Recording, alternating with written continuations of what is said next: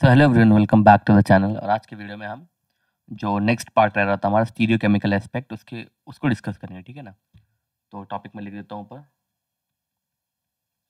Stereo chemical aspect, ठीक है ना। ठीक है, स्टीरियो केमिकल एस्पेक्ट। अब चलो हम देखते हैं, शुरू करते हैं क्या क्या है उसके। मैं कुछ आपको टर्मिनोलॉजीज भी बता देता हूँ क्या क्या होता है, ठीक है ना। जैसे प्लेन पोलराइज लाइट क्या होता है, निकॉल प्रिज्म बता देता हूँ कैसे काम करता है, क्या होता है, ठीक है ना। तो मान के चलो कोई हमारे पास कोई सोर्स है, ठीक है, लाइट सोर्स है। इससे जो लाइट निकली क्या वो प्लेन पोलराइज लाइट होगी? नहीं, वो एक ऑर्डिनरी लाइट है, ठीक है ना। तो मान के चलो यहाँ से कुछ लाइट रेज आ रही है, मैं इनके बीच में मैंने क्या लगा दिया, एक प्रिज्म लगा दिया। क्या लगा दिया? एक प्रिज्म लगा दिया, जिसका नाम क्या है? Nicole prism. क्या है? Nicole prism. तो उसके बाद जो यहाँ से लाइट निकलेगी ना, इसके बाद जो यहाँ से लाइट निकलेगी वो क्या होगी? वो होगी प्लेन पोलराइज लाइट, ठीक है ना। तो कुछ एक्सपेरिमेंट हमने क्या करके दिया, मान के चलो मैंने एक ऐसे कंटेनर में से इस लाइट को गुजारा जिस कंटेनर के अंदर ऑप्टिकली इनएक्टिव कंपाउंड का सॉल्यूशन है। ऑप्टिकली एक्टिव, सॉरी, इसके अंदर ऑप्टिकली एक्टिव कंपाउंड का सॉल्यूशन है, ठीक है। तो मैंने क्या देखा, जो लाइट आ रही थी यहाँ से, वो लाइट क्या करती है, यहाँ पे उसने रोटेशन लिया। ये सॉल्यूशन जो है ना, इसके अंदर जो सॉल्यूशन है, ये केपेबल है जो प्लेन पोलराइज लाइट है उसको रोटेशन देने में। तो मान के चलो उसको दो रोटेशन मिली होगी, हो सकता है ना वो क्लॉक वाइज डायरेक्शन में रोटेशन कर सकता है, वो एंटी क्लॉक वाइज डायरेक्शन में रोटेशन कर सकता है, या नहीं कर सकता बताओ? वो तो दोनों डायरेक्शन में रोटेशन कर सकता है ना। तो मान के चलो उसने क्लॉक वाइज डायरेक्शन में रोटेशन की, क्या की उसने? उसने क्या किया? उसने क्लॉक वाइज डायरेक्शन रोटेशन किया पहले केस में, और दूसरे केस में उसने एंटी क्लॉकवाइज डायरेक्शन में रोटेशन किया। कोई प्रॉब्लम? जब उसने क्लॉकवाइज डायरेक्शन में रोटेशन किया बेटा, तो उसको हम बोलते हैं डेक्स्ट्रो रोटेशन। क्या बोलते हैं? डेक्स्ट्रो रोटेशन, जिसको और भी चीज़ों से दिखाया जा सकता है। क्या बोलते हैं? है कि नहीं है? प्लस से दिखा दो यार, हाँ, डी से दिखा दो। और ऐसे ही इसको हम क्या बोलते हैं? लेवो रोटेशन। क्या बोलते हैं? लेवो रोटेशन। इसको एल से दिखा दो और माइनस से दिखा दो, कोई प्रॉब्लम है क्या? इतना समझ में आया? हमने क्या किया, एक सोर्स लिया, उससे हमने ऑर्डिनरी लाइट निकली यहाँ से, हाँ बोलो। फिर उस ऑर्डिनरी लाइट को हमने निकॉल प्रिज्म के थ्रू प्लेन पोलराइज लाइट में कन्वर्ट किया, प्लेन पोलराइज लाइट में कन्वर्ट किया।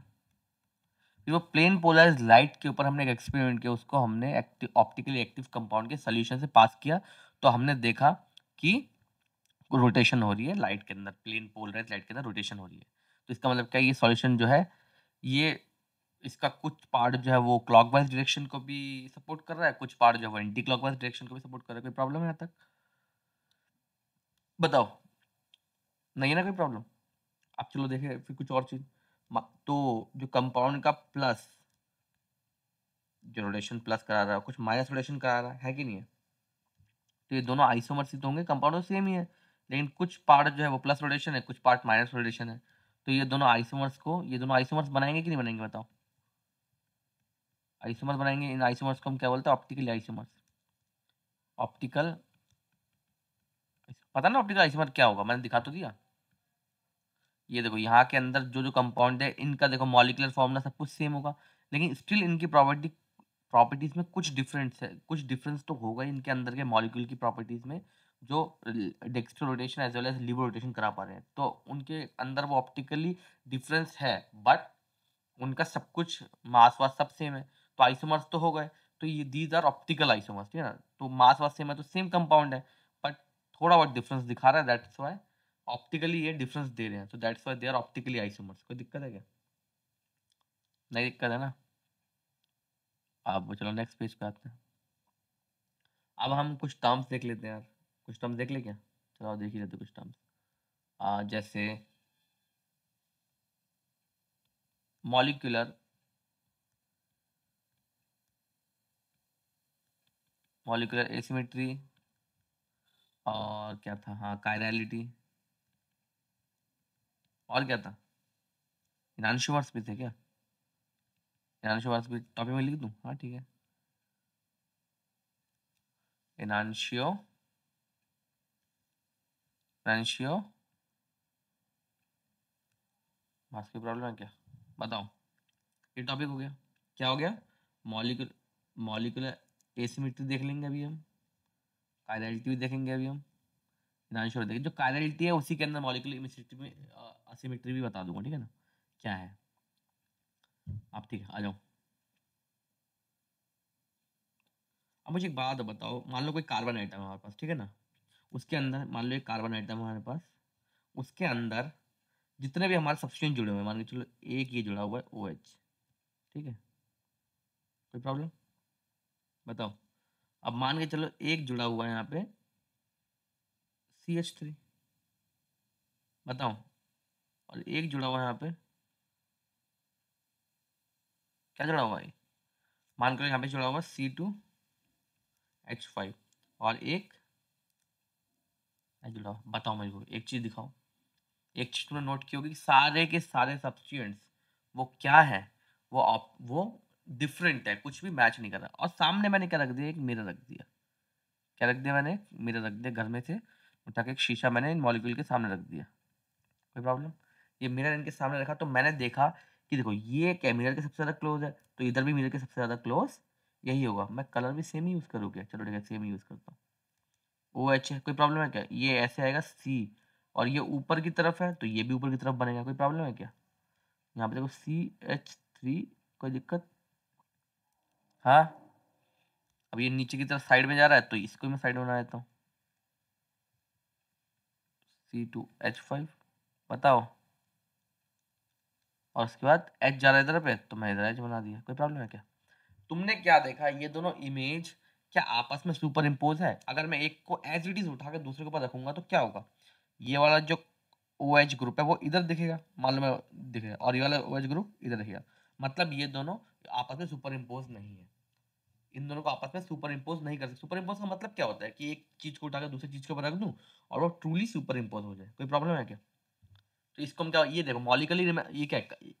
तो यहाँ पे देखो ये जो ये ना ये सेंट्रल जो कार्बन है, ये जो कार्बन है, इसी कार्बन को हम क्या बोलते हैं, क्या बोलते हैं बताओ, देखो कायरलिटी तो है ही है बिल्कुल, इसी इसको आप सेंटर ऑफ एसिमेट्री बोल लो, स्पेलिंग गलत हो बेटा देख लेंगे, ठीक है ना, सेंटर ऑफ एसिमेट्री बोल लो, या फिर और क्या बोल सकते हो इसको बेटा, इसको दूसरा अंग लेता हूँ, स्टीरियो सेंटर बोल लो, क्या समझ में आया तेरे को, अब तो अच्छे समझ में आ गया ना, कि ये सेंटर है, इसको बोलते हैं, क्या बोलते हैं हम, इस सेंटर को बोलते हैं सेंटर ऑफ एसिमेट्री या फिर स्टीरियो सेंटर, कोई प्रॉब्लम है क्या, बताओ, तो मैं इसकी डेफिनेशन लिखा दूं क्या, डेफिनेशन लिखवा देता हूँ, ठीक है, डेफिनेशन की जरूरत है नहीं क्योंकि हम कंपटीशन की तैयारी कर रहे हैं, स्टिल मैं लिखवा देता हूँ ना, ताकि आपको थोड़ा क्लियर हो जाए, तो मैं कह लूँ stereo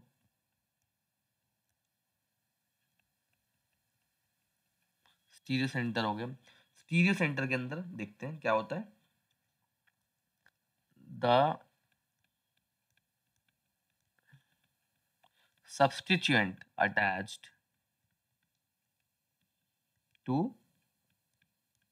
carbon are different, right, दिखा दिया ना बेटा मैंने, ये देखो सब्स्टिट्यूएंट जितने भी थे, एक ये है, एक ये है, एक ये है, और एक ये है, तो कार्बन से जितने भी सब्स्टिट्यूएंट जुड़े हैं वो सब क्या है, वो सब क्या है, डिफरेंट ही तो है, द मिरर इमेज और the mirror image of the of the molecule and is not super imposable, super imposable, impossible,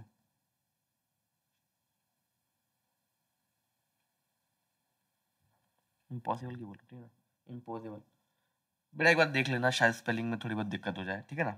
तो the substituent attached to the carbon are different, the mirror image of the molecule is not superimposable, that carbon, that the carbon is called stereo centre, stereo centre या centre of asymmetry, कुछ ही बोल लो। कोई problem है क्या? कोई problem है आज तक? देख लो फिगर, देख लो दोबारा, ठीक है ना, कोई दिक्कत नहीं। चलो नेक्स्ट पेज पे आते हैं। अब हम पढ़ते हैं, हमने क्या बोलते हैं, एसिमेट्री देख लिया, सेंटर ऑफ एसिमेट्री देख लिया, काइनेलिटी क्या होगा? काइनेलिटी सेम है, वही है। मैं सीधा वही एग्जांपल लूँ, दोबारा वही एग्जांपल लेता हूँ, ठीक है ना। सी ले लिया मैंने, यहाँ पे मैंने क्या बना दिया, ओ एच बना दिया, और मैंने यहाँ पे क्या बना दिया बताऊँ, क्या था ऊपर, सी टू, क्या था, सी एच थ्री था ना, ये सी एच थ्री बना दिया, और मैंने यहाँ पे क्या बना दिया, सी टू एच फाइव बना दिया, और मैंने यहाँ पे क्या बना दिया, एच बना दिया, ठीक है ना। फिर से मिरर रख दिया मैंने, मेरा था बेटा ये, और कुछ नहीं, ठीक है ना। तो ओ एच यहाँ पे दिखेगा तुम्हें, ठीक है, और ये क्या दिखेगा तुम्हें, सी एच थ्री दिखेगा, कोई प्रॉब्लम? और ये क्या दिखेगा, ये तुम्हें सी टू एच फाइव दिखेगा, और ये एच दिखेगा, कोई प्रॉब्लम है क्या?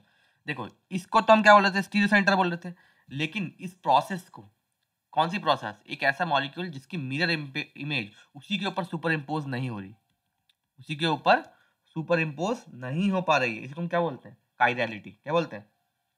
Chirality. So the object which are not superimposable on their mirror image are said to be chiral, and this property is called chirality, ठीक है ना। ये chiral हो गए, ये दोनों क्या हो गए, chiral हो गए, and property called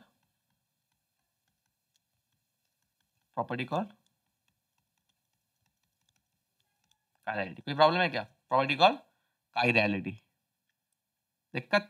कोई प्रॉब्लम है ना? चलो अब नेक्स्ट पेज पे चलते हैं। अब देख लेते हैं, अब मैं तुम्हें दिखा दो, कायरलिटी बहुत कुछ दिखा चुका हूँ, मैं तुम्हें एक फिगर दिखा देता हूँ, मैंने यहाँ पे पहले से रख रखा है, यहाँ पे देख लो। अब देख लो यहाँ पे, ये देखो, एक क्या है ये, एक हैंड है ये तुम्हारा, लेफ्ट हैंड, और ये राइट हैंड है। तो देखो देखा जाए ना, तो दोनों एक दूसरे का मिरर इमेज है। आप करके देख लेना, आप अपने लेफ्ट हैंड को ले जाके मिरर के सामने रखना है ऐसे करके, तो आपको वहां पे राइट हैंड की तरह दिखेगा वो। अब अपने दोनों हैंड को लेके एक एक के ऊपर एक रख के देखना, ठीक है। पाम आपस में नहीं मिलने चाहिए, आपके तलवे, हाथों के तलवे आपस में मत नहीं मिलने चाहिए, ठीक है ना, मत मिलाना, तो वो सुपर इम्पोसिबिलिटी ऐसे नहीं दिखी जाती। मिरर इमेजेस को सीधा लेके एक के ऊपर एक रखना है, ठीक है ना। तो आप क्या रखोगे, आपका एक अंगूठा जो है कहाँ है, आपका एक अंगूठा इस तरफ जो है, और दूसरा अंगूठा इस तरफ है, ये रहा, ठीक है। तो क्या ये एक दूसरे पे इम्पोज हो रहा है? नहीं। So that is, so these are, so ये क्या होगा, ये कायरल ऑब्जेक्ट्स हो गए। और सिमिलरली देखो, दो फ्लास्क ले लिए मैंने, दोनों को एक के ऊपर एक रखा, मिरर इमेज होने के बाद भी, तब भी ये सेम दिख रहे हैं, so it is a A chiral object. कोई प्रॉब्लम है क्या? बस इतना ही मुझे बताना था, ठीक है। आपको मैं बता चुका हूँ, आपको मैं क्या ये सब बता चुका हूँ ना, कि मैं एग्जांपल दे चुका हूँ ना आपको, एक वो सी एच थ्री के ऊपर सी एच, ओ एच के ऊपर सी एच थ्री, सेंटर में सी था। अब आता है रेसिमिक मिक्सचर के बारे में पढ़ते थोड़ा बहुत, क्या है रेसिमिक मिक्सचर, जैसे तो एनसीईआरटी में बता रहा है, मैं वैसे वैसे बता रहा हूँ ना। रेसिमिक मिक्सचर, रेसिमिक मिक्सचर के बारे में थोड़ा देखते क्या क्या है, ठीक है ना। The mixture containing two enantiomers equal proportion called, ठीक है। मैं क्या बोलते हैं, पहले मैं आपको वो दिखा देता हूँ, ठीक है ना। मैं आपको क्या बोलते हैं, मैं बुक लेके बैठा हूँ साथ में, आपको मैं वहाँ से एनसीईआरटी को फॉलो करा रहा हूँ, क्योंकि सीईटी में प्योरली एनसीईआरटी आएगा, राइट। बट मैं आपको फिर भी कुछ एग्जांपल दे देता हूँ, जिससे आपकी अंडरस्टैंडिंग क्लियर हो जाए। मान के चलो कि आपके पास एक कंपाउंड है, क्या ले ले, सी टू एच फाइव ले लूँ, सी टू एच फाइव ले लिया मैंने, और यहाँ पे सी है कि नहीं है, मान के चलो ये एच है, और क्या ले लो यहाँ पे, कायरल, हाँ, तो क्या ले लो यहाँ पे, सी एच थ्री ले लेता ना, सी एच थ्री ले लिया, और यहाँ पे मान के चलो वाई है, कुछ जुड़ा हुआ है, वाई वाई सब्स्टिट्यूट, ठीक है ना, कोई प्रॉब्लम?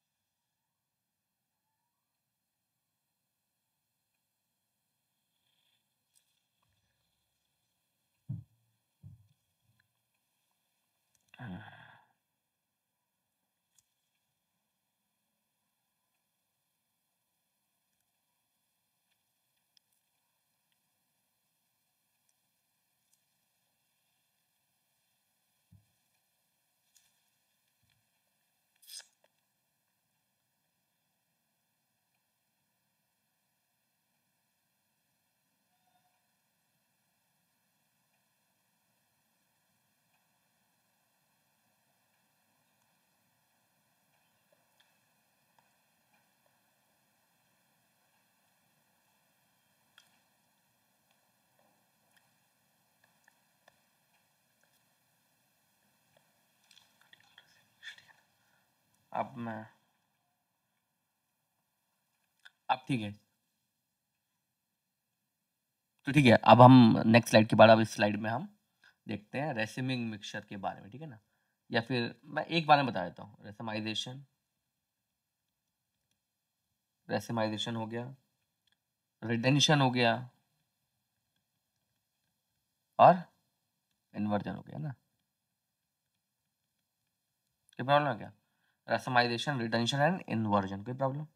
एक एग्जांपल लेके मैं आपको समझा देता हूँ, ठीक है, ताकि एग्जाम में तो देखो बोर्ड तो है नहीं कि अब मैं आपको एग्जांपल देके समझाता हूँ। अब मान के चलो मेरे पास, मैं एक कंपाउंड ले रहा हूँ, हाइपोथेटिकली कुछ भी कंपाउंड हो सकता है वो, ठीक है ना। तो आप कुछ भी कंपाउंड ले सकते हो, ठीक है। अब मान के चलो यहाँ से C2H5 ऊपर लगा हुआ है सब्स्टिट्यूएंट, और यहाँ पे मान के चलो, अरे यार, ठीक है, और यहाँ मान के चलो एक H जुड़ा हुआ है, और यहाँ पे कोई हेलोजन ग्रुप जुड़ा हुआ है, मान के चलो कुछ भी कंपाउंड जुड़ा हुआ है, हेलोजन का कुछ भी कंपाउंड जुड़ा हुआ है, कोई प्रॉब्लम है क्या? हाँ। और नीचे की तरफ मैंने मान के चल रहा हूँ CH3 जुड़ा हुआ है, कोई प्रॉब्लम है क्या? देखो यहाँ पे सेंटर में कार्बन है, मैं बनाया नहीं है, ये रिप्रेजेंटेशन है, ठीक है ना, मैंने बनाया नहीं। मान के चलो, अब मुझे एक बात बताओ, यहाँ पे मैं एडिशन करता हूँ, ठीक है ना, वाई से मैं इसका रिएक्ट करके एडिशन करता हूँ। मान के चलो किन दो तरीके से वाई, कोई एक बाहर का न्यूक्लियोफाइल है, वो आके इस पर अटैक कर सकता है, ठीक है ना, देखते हैं। मान के चलो ये वाई यहाँ पे ऐड कर रहे हैं, यहाँ पे भी ऐड कर रहे हैं, और प्रोडक्ट कैसे कैसे बनेंगे वो सब देखते हैं, ठीक है ना। ठीक है, आ जाओ। पहला प्रोडक्ट कैसे बन सकता है, मान के चलो वाई जो है, मान के चलो वाई जो है वो कनेक्ट हो रहा है इस मॉलिक्यूल के साथ इस पोजीशन पे, और एच को धकेल के इधर ले आ रहा है, कोई प्रॉब्लम है क्या? ठीक है, तो कंपाउंड कुछ ऐसा दिख सकता है, C2H5, एच को धकेल दिया तो क्या होगा ये, और यहाँ पे वाई खुद आ गया, और एच इधर आ गया, है कि नहीं है? और यहाँ पे क्या आ गया, CH3, कोई प्रॉब्लम है क्या? बताओ।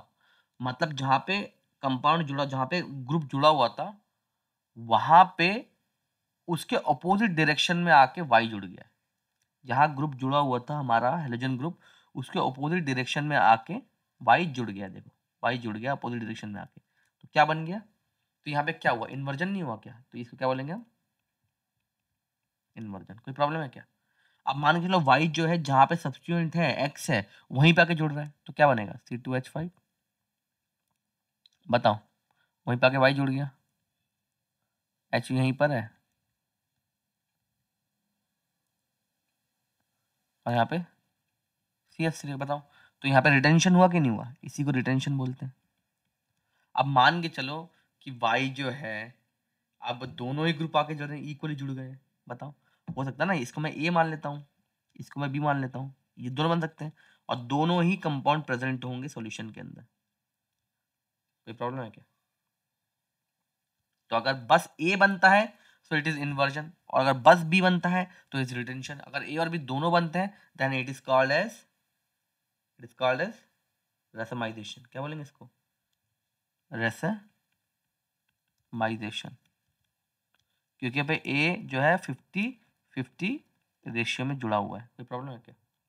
50-50 रेशियो में जुड़ा जुड़ा हुआ है। समझ गए रिटेंशन, रेसमाइजेशन और इन्वर्जन के बीच में डिफरेंस क्या है? कोई दिक्कत तो नहीं अब तक? हाँ। अब कुछ टॉपिक ले लेते हैं, और अब मान के चलो रेसमाइजेशन की बात करते हैं हम, रेसमाइजेशन की बात करते हैं। कुछ पॉइंट बताऊं क्या?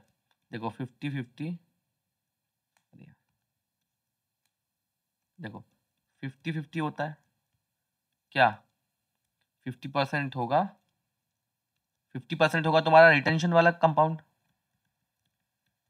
और 50% क्या होगा, इन्वर्जन वाला कंपाउंड। बताओ, रिटेंशन इन्वर्जन, अगर एक, मतलब दोनों ही इक्वल प्रोपोर्शन में, इसका मतलब क्या है, दोनों ही इक्वल प्रोपोर्शन में, मतलब एक एक तरफ कुछ लोग हैं, दूसरी तरफ कुछ लोग हैं, तो ऑप्टिकली इनएक्टिव हो गए ना। दोनों प्रेशर, दोनों क्या, दोनों फोर्स एक तरह से सेम ही है, कोई प्रॉब्लम है क्या? तो इसका मतलब क्या, ये ऑप्टिकली इनएक्टिव हुआ कि नहीं हुआ, बताओ। ऑप्टिकली इनएक्टिव हो गया, ठीक है। और भी कुछ पॉइंट देख लेते हैं, आ जाओ।